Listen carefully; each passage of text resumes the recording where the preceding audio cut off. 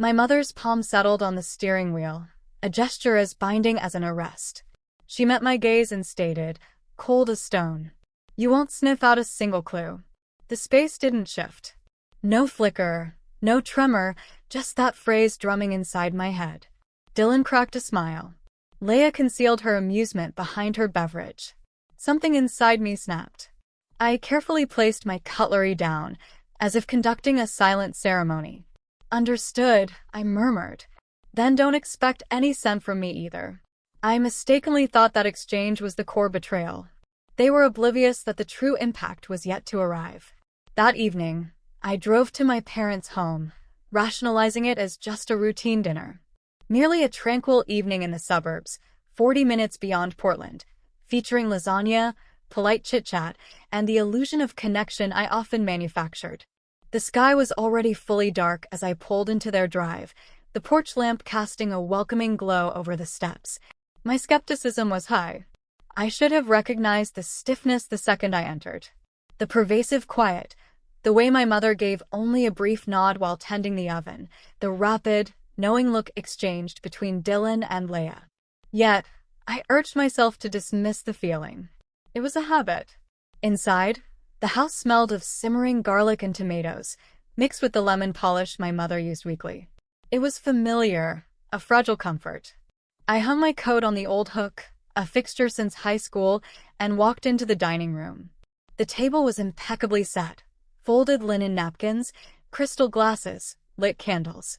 They only went to this effort when soliciting something, or when bad news was imminent. My stomach clenched. "Rebecca, glad you made it," my mother announced, still facing away. Her tone was overly cheerful, but her posture was rigid. My father offered a curt nod, the kind he used to avoid conversation. Dylan theatrically spread butter on a roll. Leia sat beside him, eyes fixed on her phone screen, the light reflecting off her smooth hair. "The big city sister finally graces us with her presence," she muttered, without looking up. I ignored the dig. I'd perfected ignoring such comments over many years. We took our seats. My mother set the lasagna in the center, smiling as if all was perfectly normal, but the air felt thin, dangerously fragile, stretched to its breaking point. Conversation began awkwardly, work, weather, the usual filler. My mother inquired about my current project. My father mumbled about a leaky tap that needed attention. The twins whispered between themselves. But beneath the superficial talk, something loomed. As I began to eat, I caught my mother's gaze, calculating, assessing. It instantly recalled all the times she'd declared, "Family stands united," right before sliding another invoice toward me. Payments for the mortgage, utility charges, tuition for Dylan's latest field of study, new gear for Leia's streaming ambitions, and maintenance for the beloved but neglected lake cabin. All silently deducted from my funds because, as the eldest, I was deemed the reliable one. I once believed that supporting them was proof of their affection, that being essential meant being valued. But lately, every contribution seemed to vanish the instant it left my hands. My mother cleared her throat, puncturing the heavy quiet. "We're pleased you could join us, Rebecca. Your father and I have something important we need to discuss." Dylan sat up straight. Leia locked her phone, placing it face down, her signature smirk already forming. A warning fluttered in my chest, impossible to dismiss. Whatever was coming, it wasn't typical dinner conversation. It was something else, something I was wholly unprepared for. My mother bypassed her fork. Instead, she reached for a folder near her plate, a slender stack of documents, neatly fastened, the top edge already worn from handling. She rested her hand on it, a claim of possession. "Rebecca," she began, her voice falsely light in a way that raised the hairs on my arms. "Your father and I have finalized the will. We wanted you to hear the details directly." The room seemed to tilt. The candle flames danced faintly. Even the refrigerator's low hum appeared to dim. My father kept his eyes fixed on the table. Dylan leaned back, arms crossed, looking overly self-satisfied. Leia tucked a lock of hair behind her ear, watching me expectantly. My heart thumped once heavily. "The will," my mother confirmed, sliding the folder forward. "It's completely straightforward. The main residence, the cabin, whatever remains in our savings. It will all be passed to Dylan and Leia. The pronouncement was so flat, so casual, that for a moment, my mind couldn't process it. I stared at her, at the folder, at the word, everything, spoken as if she were commenting on the weather. "Excuse me," my voice was barely audible. "You've established yourself well," she continued, her words sounding carefully rehearsed. "You don't require anything from us. Your siblings, however, could genuinely use the financial stability. They are still discovering their trajectory. A path, it seemed, that I had financed." Dylan's smirk widened. "Just wanted to prevent any future misunderstandings." Leia's smile sharpened. "You always bounce back, Rebecca. Some of us haven't been so fortunate." A harsh laugh caught in my throat, but I managed to suppress it. "So let me be absolutely clear," I said softly. "I paid the mortgage monthly. I covered all the utility expenses. I funded Dylan's hobby of sampling college majors. I paid to repair the cabin so all of you could enjoy your summers. And I am to receive zero." My mother let out a loud, theatrical sigh. "This is precisely why we hesitated to tell you. You invariably reduce everything to money. Because I am the sole person contributing the money." I shot back, a tremor in my tone. My father finally spoke, a mere whisper. "Rebecca, honey, you are secure. You live comfortably. You will manage fine. Your brother and sister require more support." I fixed my gaze on him. The man who taught me to ride my bicycle couldn't meet my eyes. Leia gave a dismissive shrug, her voice sickly sweet. "Perhaps if you hadn't always played the martyr, you wouldn't be this upset." Dylan chuckled. "Seriously, nobody coerced you to help out. Nobody coerced me." The words struck with disproportionate force. Years of sacrifice, each one presented as obligation, as affection, as family duty, evaporated into a simple shrug. Something inside me solidified, a tight, unyielding knot. I smiled. Not with malice, not with anger, but with finality. "All right," I stated softly. "Then don't expect a single cent from me either." The table went completely still. Even the air felt charged. I reached for my napkin, folded it neatly, and placed my fork and knife down with slow, deliberate precision. Then I stood. Their faces were a blur behind me as I walked toward the entrance. They believed the reading of the will was the ultimate betrayal. They had no conception of what they had just initiated. The drive back to downtown Portland felt unnaturally long, as if the highway had stretched overnight. Rain spattered my windshield, turning the streetlights into blurry streaks of gold, but I barely registered them. My mother's voice kept repeating in my head, calm, practiced, cutting into me with the efficiency of someone who had rehearsed this moment. "You won't get a single cent."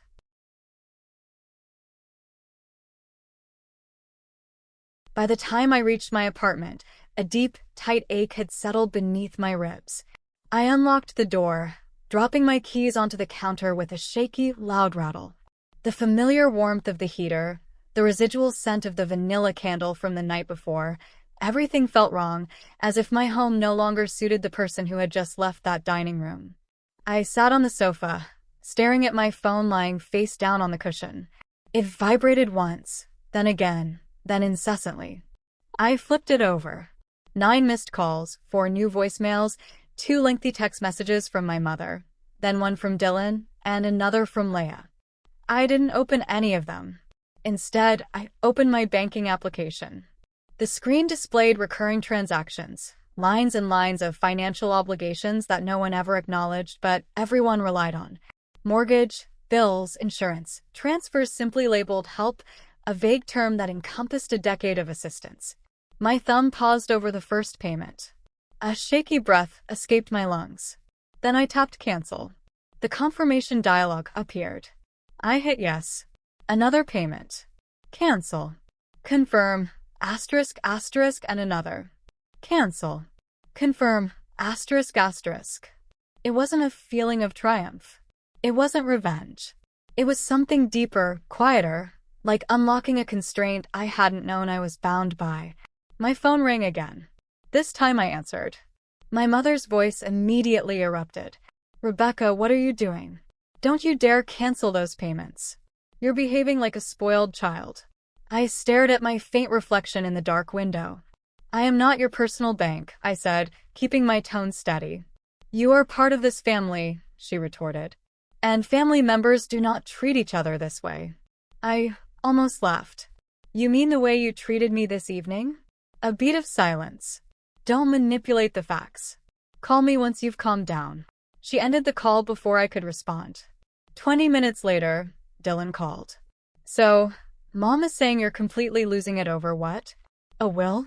You don't even need it. Dylan, you violated my boundaries long before any of this, I stated. What boundaries? You paid because you wanted to. Don't try to rewrite history. He hung up too. Then Leia, her tone sickeningly sweet, almost bored. Beck, honestly, you're just making a scene. You're lucky, okay? You don't need the inheritance. Just let it go. I blocked her number. I blocked his number. And then, anticipating the inevitable escalation, I blocked my mother's number as well. The silence that followed was not empty. It was a completely fresh start. The next few days blended into a cycle of work, silence, and moments of unexpected relief. My colleagues noticed my tiredness, but no one inquired, for which I was grateful. I immersed myself in a demanding new project requiring long hours and travel, anything to prevent my mind from drifting back to that dining room table. 3 weeks after the dinner, my phone lit up with a group text message from my mother. Family summit tonight. You owe it to us to be present. A familiar pressure tightened in my chest, the old conditioning, the impulse to obey. But I typed back just one word. Fine. As I drove into my parents' driveway that evening, the sky was a dull, heavy gray, the kind that precedes a downpour. Dylan's car was parked haphazardly. Leia leaned against the porch railing, scrolling her feed. My father stood near the front door, hands jammed into his pockets. My mother waited just inside, arms crossed, her lips pressed thin. They looked at me as if I were the root of all their problems. They had no idea I was a different person than the one who had left 3 weeks prior. Someone new, someone beyond their ability to control. Weeks later, the nightmare didn't just occur. It arrived with the cold, deliberate aim of someone who intended for me to feel it. I had just returned from Sacramento, rolling my suitcase down the silent corridor of my apartment building. My shoulders ached. My eyes felt gritty from the flight, and all I wanted was a long shower and sleep. But halfway down the hall, I realized something was very wrong. The air had a faint, sharp, artificial chemical scent. Then I saw my door. It looked bloated, distorted, as if a fungal growth had erupted from it. I stopped walking. Expanding foam, thick, rigid, a pale yellow, was densely packed into every crevice around the frame. It bulged outward, giving the impression the door was desperately trying to escape its confines. I touched it tentatively. Solid, cured set.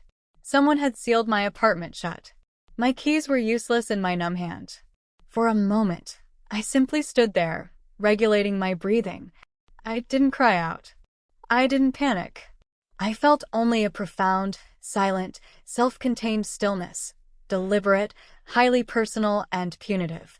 My mind immediately, unsettlingly easily, landed on Dylan. It took nearly an hour for the building supervisor to respond. When he arrived, he stared at the door, his eyebrows rising sharply. Someone really wanted to prevent your entry. That is one interpretation, I replied, my voice so cold it prompted him to look at me twice. A locksmith came next. It took another 2 hours to carefully chip away the foam without damaging the door structure. Pieces of dry insulation fluttered onto the hallway floor, like debris from the world's most depressing celebration. When the door finally swung open and I stepped inside, I felt no relief. I felt only an absolute resolve. I dropped my suitcase, walked directly to my laptop, and pulled up the hallway camera feed. Fast forward, pause, click, scroll, then him. Dylan Hood. A baseball cap pulled low, wearing a recognizable sweatshirt from last Christmas. He moved with the familiar, swaggering carelessness I'd observed for years, convinced of his own total impunity. He shook the foam can. He grinned. He sprayed every centimeter of my door frame. When he finished, he stepped back, surveying his work as if it were a genuine masterpiece. I didn't gasp. I didn't shed a tear.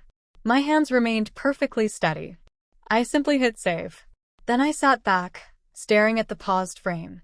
His face wasn't completely visible, but his stance, his footwear, his mannerisms, his laugh, they were unmistakable. It didn't matter if he thought he was disguised.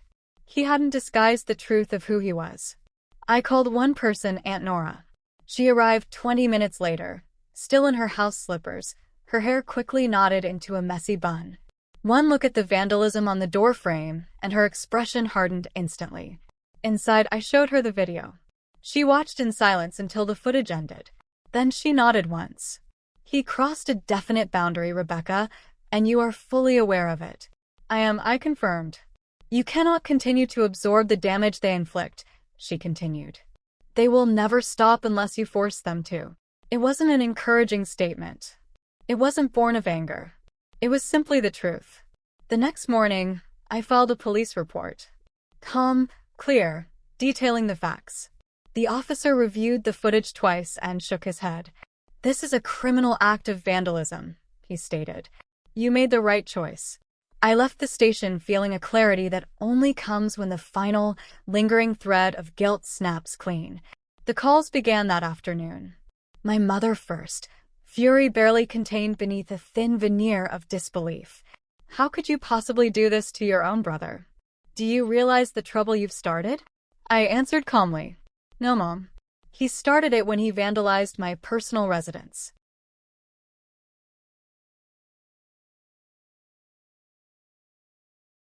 She ignored my statement. Drop the report. No. You are unbelievable. She slammed the phone down. Next came my father. His tone was measured, strategic. Let's resolve this discreetly. There is absolutely no reason to escalate the situation. It is already escalated, I countered. He committed a crime. He exhaled sharply. You are punishing him excessively. I am holding him fully accountable. He had no reply to that. Then Dylan called. His voice was high-pitched, shaky. You actually think you can get me arrested over a harmless joke? It wasn't a joke, I said. You perpetually act superior to the rest of us. I am safer without you, I replied simply. He swore, yelled, and tried to provoke a reaction. I hung up. Leia attempted next, sniffling as if she were the victim. Rebecca, this has the potential to ruin his entire life. He should have considered that before he picked up the can of foam, I told her. I blocked her number. Silence followed again, but this time, it wasn't the silence of guilt. It was the silence of consequence. 2 days later, my father called once more. No greeting, no pretense. What exactly do you want? He demanded. It was the perpetual, incorrect question from him. I require the cost of the repairs to be fully reimbursed, I said. Every single penny. That is an outrageous demand. That is the figure, I replied. Either pay it, or the police report remains active. Your decision. He muttered something under his breath, then disconnected the call. The electronic transfer arrived the following morning. It was for the exact amount I had documented in the report. No more, no less. The memo line simply read, settlement. I stared at the screen for a long time. I felt no satisfaction, no vindication, but a deep sense of liberation. The money was not the victory. The firmly established boundary was. Later that same evening, my mother made one final call. Her voice cracked, not with sorrow, but with raw anger. You have completely destroyed this family. I walked onto my balcony, the cold Portland night air brushing against my face. No, I said softly. I simply stopped allowing this family to destroy me. She inhaled sharply. I hope, I continued, that someday you can understand that boundaries are not acts of betrayal. Do not expect us to ever forgive you, she snapped. I stopped expecting anything from you a long time ago, I said, and then I ended the call. That night, standing in the quiet solitude of my apartment, I ran my hand over the new door frame, smooth, clean, untouched, a potent symbol of something I had never truly possessed before.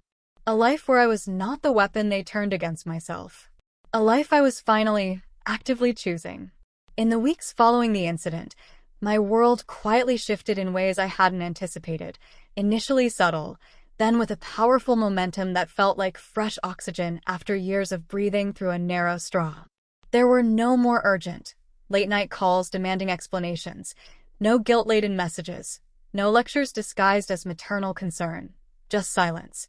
And surprisingly, the silence felt not empty, but spacious. Updates about my family no longer came from them. They came from Aunt Nora, who checked in every few days. Evelyn had taken a morning shift at a local diner, her smile reportedly tighter than usual. Thomas was working long hours at a hardware store, clearly exhausted.